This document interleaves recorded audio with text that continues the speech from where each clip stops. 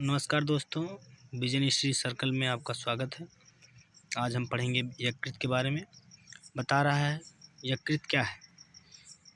शरीर में जो सबसे बड़ी जो होती है, जो ऐसी ग्रंथि है जो सबसे ज़्यादा व्यस्त रहती है, जो हल्के पीले रंग और पित्त रस का निर्माण करती है, ठीक है, वो क्या है, यकृत है।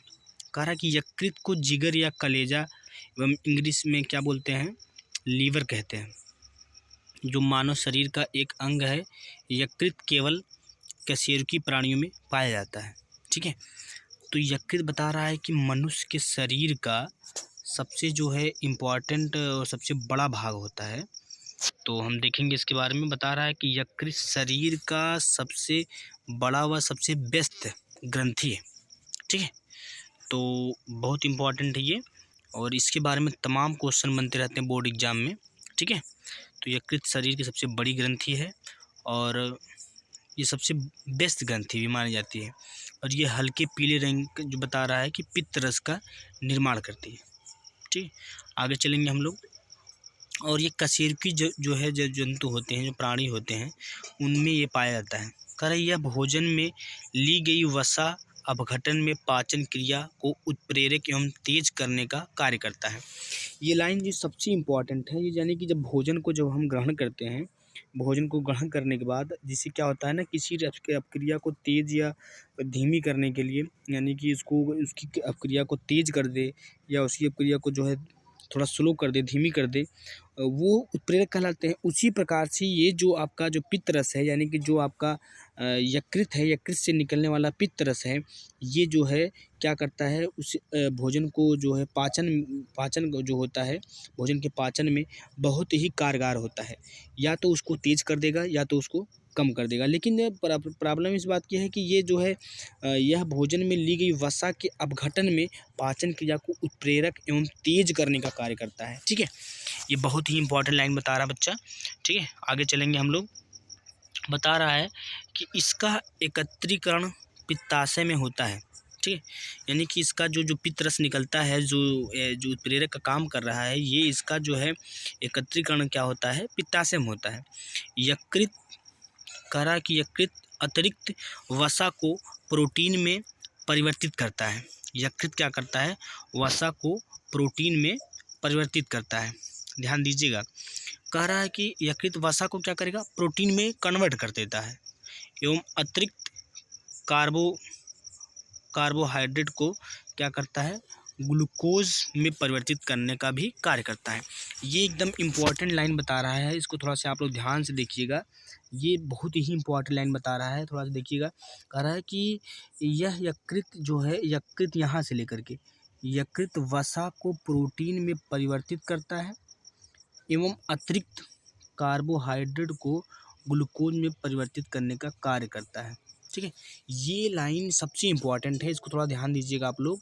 यानी कि यकृत जो है क्या करता है, वसा को प्रोटीन में कन्वर्ट करता है एवं अतिरिक्त जो कार्बोहाइड्रेट होता है उसको ग्लूकोज में परिवर्तित कर देता है, जो कि आवश्यकता पड़ने पर शरीर क्या करता है, शरीर को प्रदान किए जाते हैं। उसको कन्वर्ट तो कर लेता है, बट लेकिन जब आवश्यकता पड़ती है उसकी, तो वो शरीर को क्या करता है, मतलब प्रदान फिर से वो जो है देता है, आपके बॉडी को डिस्यूज करता है, ठीक है। फिर आगे चलेंगे हम लोग। कह रहे कि वसा के पाचन के समय उत्पन्न अमोनिया, वसा के पाचन के समय जो अमोनिया उत्पन्न होती है, यानी कि विषैला तरल पदार्थ होता है, कह रहा है कि यकृत यूरिया में परिवर्तित कर देता है। ये भी सबसे इम्पोर्टेंट बता रहा है कि वसा के पाचन के समय जब अमोनिया जो उत्पन्न होती है, जो कि विषैला पदार्थ होता है, तरल पदार्थ होता है, लिक्विड फॉर्म में होता है, वह क्या करता है, यकृत उसे यूरिया में परिवर्तित कर देता है और यकृत पुरानी एवं क्षतिग्रस्त लाल रक्त कणिकाओं को मार देता है। यानी कि सबसे इम्पोर्टेंट देखो ये भी है कि जो पुरानी जो रक्त कणिका जो होती है, जो क्षतिग्रस्त होती है, वह क्या करता है, ये आपकी जो है जो यकृत होता है, ये पुरानी क्षतिग्रस्त लाल रक्त कणिका होती है, ये उसको क्या करता है, ख़त्म कर देता है, ठीक है। आगे देखेंगे हम लोग। कह रहा इसका कार्य विभिन्न क्या है, चयापचयों को, ठीक है, ठीक है, डिटॉक्सिफाइज करना और प्रोटीन को संश्लेषित करना, यानी इसका कार्य क्या है, चयापचयों को डिटॉक्सिफाई करना, ठीक है, और प्रोटीन को संश्लेषित करना, यानी प्रोटीन को मतलब एब्जॉर्ब कर देता है ये, और पाचन के लिए आवश्यक जैव रासायनिक बनाना है। ये जो लाइन बता रहा है ये सबसे इम्पोर्टेंट ये भी है कि ये क्या करता है, प्रोटीन को संश्लेषित करता है और पाचन के लिए आवश्यक क्या करता है, जैव रासायनिक जो है ये पित्त रस का निर्माण करता है। ठीक है, आगे चलेंगे हम लोग। कर यकृत मनुष्य के शरीर में पाई जाने वाली सबसे बड़ी तथा महत्वपूर्ण पाचक ग्रंथि होती है जो पित्त का निर्माण करती है, जो कि हमने पहली लाइन में भी पढ़ा कि ये शरीर की सबसे बड़ी ग्रंथि होती है और सबसे बिजी ग्रंथि होती है। और ये क्या करती है, मनुष्य के में जो है आमाशय में जब भोजन को जब पहुँचता है तो उसको पाचन क्रिया को, यानी कि उसमें जो फैट वसा होता है, फैट होता है, उसको पचाने के लिए जो है तेज़ी से पचाने के लिए क्या करता है, पित्त रस का निर्माण करता है, यानी कि उसकी भोजन के पाचन को तीव्र गति से क्या करता है, पाचन करवाता है। आगे चलेंगे। कर पाचन के क्षेत्र में यकृत विशेष भूमिका निभाता है, यानी कि इसका सबसे अहम रोल है। अगर ये सोचो, अगर अपक्रिया को, जैसे कोई अपक्रिया आप करवा रहे हो, अगर उसमें अगर उसका उत्प्रेरक ही अगर मतलब अच्छा नहीं है या उत्प्रेरक की अनुपस्थिति है तो वो अपक्रिया स्लो होगी। लेकिन यहाँ पे क्या है कि उत्प्रेरक का काम करके जो है इस अपक्रिया को, यानी कि आमाशय के में जो भोजन है उसका पाचन कराने की जो क्रिया है ये बहुत ही तीव्र कर रहा है। कह रहा है ये पाचन में अवशोषित आंतररस के उपापचय का मुख्य स्थान होता है। ठीक है, कह रहा है इसके निचले भाग में नाशपाती, ठीक है, नाशपाती के आकार की थैली होती है जिसे पित्ताशय कहते हैं। यकृत द्वारा स्रावित पित्तरस पित्ताशय में ही उपस्थित होते हैं, यानी कि ये कैसा पार्ट बता रहा है कि ये जो है कि इसमें जो ये पार्ट बता रहा है बच्चा, इसमें क्या होता है, पित्ताशय में जो पित्त रस जो होता है कलेक्ट होता है। ठीक है, और हम आगे जा रहे हैं यकृत की माप एवं भार के बारे में जानने में। ये सबसे इम्पोर्टेंट चीज़ें हैं बच्चा, इसको थोड़ा सा आप लोग पॉइंट को नोट कर लीजिएगा। ठीक है, वीडियो को जो है स्किप मत कीजिएगा ज़्यादा, क्योंकि जो यकृत के बारे में सबसे निचोड़ पॉइंट है जो ये आपको जो है हम आपको उपलब्ध करवा रहे हैं। ठीक है, यकृत की माप एवं भार के बारे में जानेंगे। कह रहा है कि इसकी दक्षिणी पार्ट बता रहा है कि बॉम्ब की लंबाई 17.5 से क्या होता है, सेमी होता है, एवं अधः क्या है, तल की ऊंचाई 16 सेमी होती है, तथा पूर्व पश्चिम की चौड़ाई कितना, 15 सेमी होती है। ठीक है, ये इंपॉर्टेंट, इसमें कुछ समझाने की चीज़ें नहीं बच्चा, ये बहुत ही इंपॉर्टेंट है, इसको नोट कर लीजिएगा आप लोग।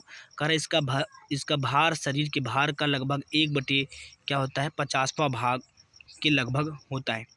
ठीक है, यानी कि शरीर के भार से 1/50वां भाग क्या होता है, ये इसका मतलब भार होता है। प्रायः क्या है, 1500 ग्राम से 2000 ग्राम तक ये माना जाता है इसका भार।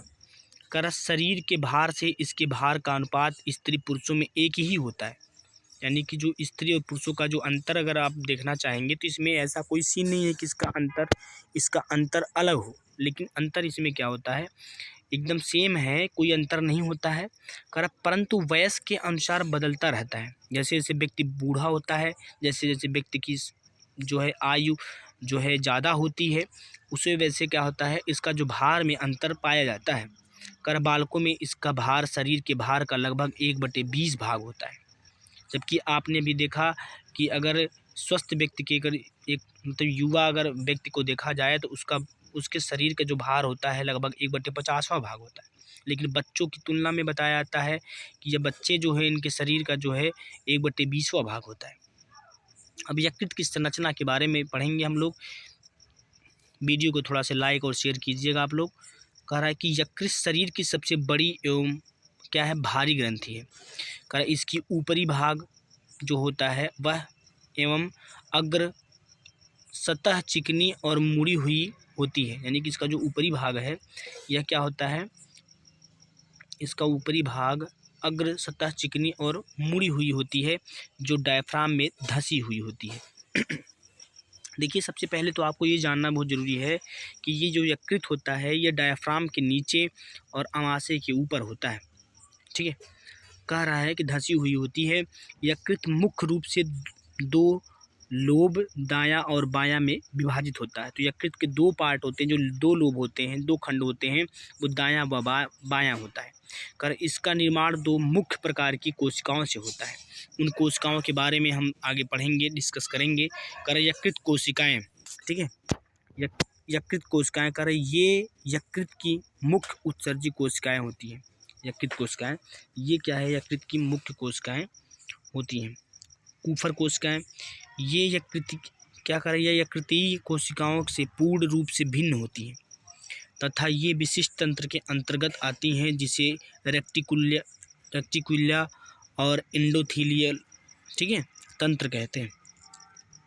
बहुत इंपॉर्टेंट है, इसमें कुछ ज़्यादा वेरिफिकेशन करने की ज़रूरत नहीं है बच्चा, लेकिन इसको आप नोट जरूर कीजिएगा। यकृत कई छोटे खंडों से मिलकर बना होता है। प्रत्येक खंड में यकृत कोशिकाओं की एक श्रृंखला होती है। यकृत कई छोटे खंडों से मिलकर बना होता है और बता रहा है कि प्रत्येक खंड में यकृत कोशिकाओं की एक श्रृंखला होती है। इसके बारे संरचनाओं के बारे में आप जान रहे हैं। कह रहा है कि नाशपाती के आकार के यकृत में पीछे की ओर पित्ताशय संयोजी ऊतक की सहायता से जुड़ा होता है। यानी कि जो यकृत के पीछे जो पित्ताशय होता है वो संयोजी ऊतक के, संयोजी मतलब उसमें जो संयोग से मिल करके जुड़े होते हैं। और कह रहा है कि इन यकृत कोशिकाओं के बीच में छोटी छोटी पित्तीय कोशिकाएं रहती हैं जो एक साथ मिलकर बड़ी वाहिकाएं बनाती हैं, करत जिससे एक बड़ी वाहिका बन जाती है, जिसे कॉमन हेपेटिक डक्ट कहा जाता है। करा आगे यह वाहिका पित्ताशय से आने वाली स्टिक वाहिका से जुड़कर उभय पित्त वाहिका बनाती है। आगे बता रहे हैं, दूसरा देखेंगे हम लोग।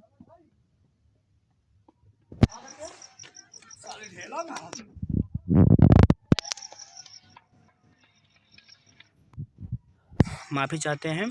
कह रहा है कि डिओडिनम से में क्या रहा है, बता रहा है में खुलती हैं, जो पित्ताशय संचयक का कार्य करता है एवं इसमें पित्त एकत्रित एवं गाढ़ा होता है। तो ये क्वेश्चन पूछा आता है, ठीक है। डिओडिनम में जो खुलती है, बता रहा है इसमें पित्त क्या होता है, गाढ़ा एवं एकत्रित होता है। ये क्वेश्चन पूछा आता है बार बार, ध्यान दीजिएगा। कह रहा है कि दाईं और बाईं हेपेटिक डक्ट मिलकर कॉमन और हेपेटिक डक्ट बनाती हैं, जो पीछे सिस्टिक डक्ट पित्ताशय से निकलकर मिल जाती हैं, ठीक है। कह रहा है कि stick duct common hepatic duct आपस में मिलकर बाइल डक्ट बनाती हैं, ठीक है। ये ध्यान दीजिएगा कि जो स्टिक डक्ट है, बता रहा है कि stick duct common hepatic duct आपस में मिलकर बाइल डक्ट बनाती हैं। कह बाइल डक्ट पीछे की ओर क्या है, प्रीकैरियोटिक डक्ट से मिलकर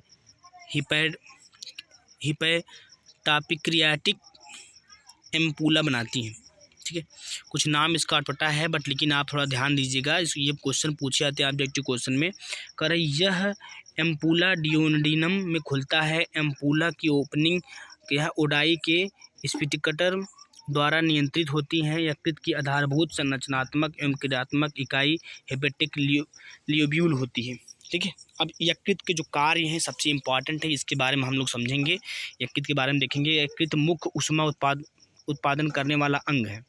यकृत क्या है, मुख्य ऊष्मा उत्पादन करने वाला अंग है। लसिका के निर्माण का प्रमुख केंद्र यकृत है। तो ये क्वेश्चन पूछा आता है कि लसिका का निर्माण का प्रमुख केंद्र क्या है, ये यकृत होता है। ये दिमाग में रखिएगा बच्चा, ये यकृत, ठीक है। ग्लूकोज से बनने वाले ग्लाइकोजन को संग्रहित करता है।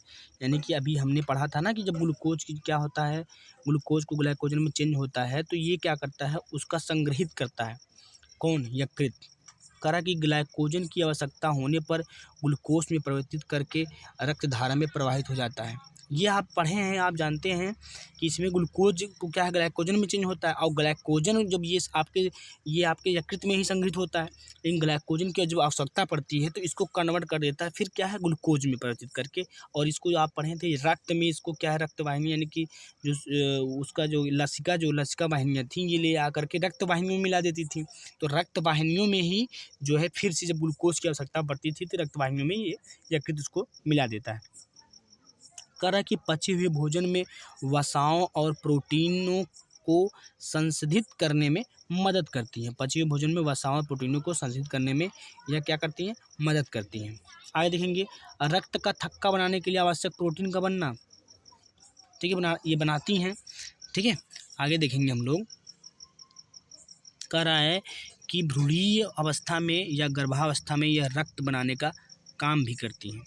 ठीक है, भ्रूणीय अवस्था में या गर्भावस्था में, यानी कि जब देखेंगे हम लोग आगे, कह रहा है कि जब पित्त लवण और पित्त वर्धक का श्रवण करता है। ये यकृत के बारे में बता रहा है कि जो है कि ये जो यकृत होता है ये पित्त लवण और पित्त वर्धक का श्रवण करता है। ठीक है, रक्त से रक्तिम बता रहा है, पित्त वर्धकता को अलग करता है, ग्लूकोज को ग्लूकोज में परिवर्तित करता है। कितनी इंपॉर्टेंट है ग्लूकोज, यानी कि ग्लैक्टोज को ग्लूकोज में परिवर्तित करता है। कार्बोहाइड्रेट और प्रोटीन को वसा में परिवर्तित करता है।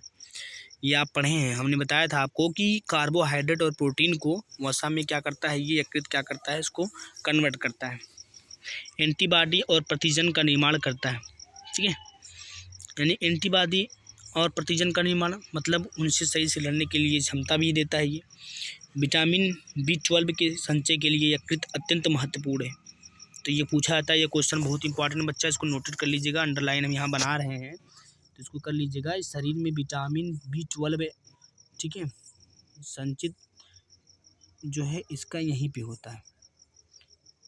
ठीक है, यहाँ ये वाली लाइन, शरीर में विटामिन B12 लाल रक्ताणुओं के क्या है, पर्याप्त निर्माण के लिए अति आवश्यक होता है। यकृत में कैरोटीनाइड पिगमेंट में से विटामिन ए का निर्माण होता है। इसके अलावा वसा में घुलनशील विटामिन ए, डी, ई, के भी, यानी कि ए भी, vitamin A, vitamin D, vitamin E, vitamin के भी, ये क्या होते हैं, ये मिलते हैं। ठीक है, विटामिन ई और विटामिन डी, ये सब जितनी बता रहा है कि ये विटामिन, ये चारों विटामिन इनमें एकदम पूरा क्लियर होती हैं। कर विटामिन के कुछ भोज्य पदार्थों में उपस्थित रहता है और बैक्टीरिया द्वारा आंतों में ही बनता है। ठीक है, बैक्टीरिया द्वारा आंतों में अपने आप ही बनता है विटामिन के। ठीक है, जो कि प्रोथ्रोम्बिन बनाने के लिए यकृत में शोषित होना पड़ता है। यकृत हमारे शरीर में, ठीक है, यकृत हमारे शरीर में ग्लाइकोजन, आयरन, वसा, विटामिन ए व डी का भंडारण भी करता है। ये मोस्ट इंपॉर्टेंट लाइन है, जो ये क्या कर रहा है, कह रहा है कि यकृत हमारे शरीर में ग्लाइकोजन, आयरन, वसा, विटामिन डी का क्या है, भंडारण करता है। शरीर से औषधियों, विषों, भारी धातुओं तथा टिन और पारद आदि को बाहर निकालने में सहायक है। ठीक है, विषहरण, डिटॉक्सिफिकेशन क्या बता रहा है, इसका अर्थ है कि शरीर से आंतरिक तंत्र को भोजन मौजूद विषैले और हानिकारक रसायनों से मुक्त करना। ठीक है, विषहरण का मतलब यही बता रहा है, डिटॉक्सिफिकेशन के मतलब बता रहा है कि जो भोजन के साथ जो हमने विषैले पदार्थ हमारे जो साथ आवश्यक जो नहीं थे, वो हमारे अंदर जो मिले हैं आमाशय में, वो उनको क्या करता है, उनको बाहर करता है। भ्रूण में यकृत RBC का निर्माण करता है। वयस्क में यह iron, copper, vitamin B12, anti anaemic factor को संचित रखता है और RBC और हीमोग्लोबिन निर्माण में सहायक करता है। यकृत के खराबी होने वाले रोग, ठीक है, इसको नाम आप पढ़े होंगे, इसके बारे में जानते होंगे। ऑटोइम्यून डिसऑर्डर, इसके बाद यह रोग मानव शरीर के क्या है, तंत्र और कोशिकाओं और ऊतकों को नुकसान पहुंचाता है, जिससे लीवर पर असर पड़ता है और उसके काम करने की क्षमता कम हो जाती है। ठीक है, फैटी लीवर, जब लीवर में वसा और अधिक फैट जमा हो जाता है तब फैटी लीवर हो जाता है। ठीक है, जिसे फैटी लीवर भी कहा जाता है, क्योंकि ये वसा का भी तो पाचन कर रहा था। तो लीवर फेलियर बता रहा है कि जब लीवर से क्या है संबंधित कोई बीमारी लंबे समय से ठीक नहीं होती है तो लीवर का काम करना बंद हो जाता है, जिसे लीवर फ्लेरियर कहते हैं। ठीक है, लिवर सिरोसिस रोग शरीर में धीरे धीरे बढ़ता है, इसमें लीवर सिकुड़ने लगता है, जिससे लीवर का क्या लचीलापन खोकर कठोर हो जाता है।